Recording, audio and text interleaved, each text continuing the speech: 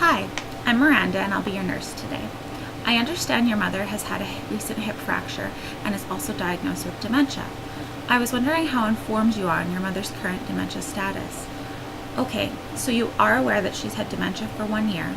She lives at home with a full-time caregiver. She has lost most of her short-term memory but still retains her long-term memory. This is her first fall and unfortunately it ended in a hip fracture. And you did not realize that she was at such a high risk for falls. My goal in this discussion is to help you understand how dementia increases Margaret, your mother's, fall risk and how we can prevent further falls in the hospital. As stated by albertahealth.ca, which is a government site, dementia is a loss of mental skills such as memory, problem solving, and learning that's bad enough to interfere with your daily life. It usually gets worse over time, but how long this time takes is difficult to say for each person. Confusion, wandering, and memory loss can lead to accidents and injuries. I also have a handout for you explaining dementia and how it progresses from alberta.ca. This is an excellent resource and you can go online yourself and look it up if you have any questions.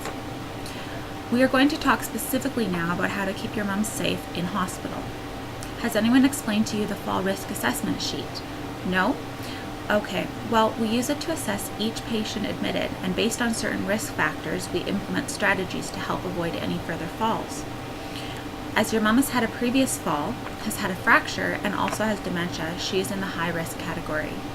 I'm going to explain some of the features that we have initiated in the room to assist in your mom in not falling again. These are important for you to notice and make sure that when you leave the room, these are all in place. 1, we have fall mats on each side of her bed, so if she is going to come out of bed, she will land on a soft landing. Her bed is also in the lowest position, so she does not have far to go from the bed to the floor.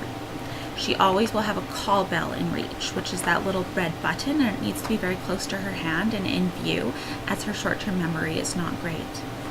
She only has 2 bed rails up on her bed at the top, even though there is bed rails at the bottom. And this is so if she does want to put her legs out of bed, she doesn't have any obstacles in her way that could harm her. She has a bed alarm that is underneath her, so once her legs are swung out of bed, you will hear a shrill sound, which alerts the nursing staff that she is getting up. We also have this alarm on her chair when she gets out of bed. We do want to make sure that her walker is near her bed because we want her to have something to hang on to if she is to get her legs out of bed. Do all these items make sense to you? Do you have any questions? No? Okay, well, I would like to ensure that I explained everything clearly. So if you could relay back to me why dementia increases fall risks, as well as the preventive measures that we are taking in hospital, I would greatly appreciate it. Thank you very much.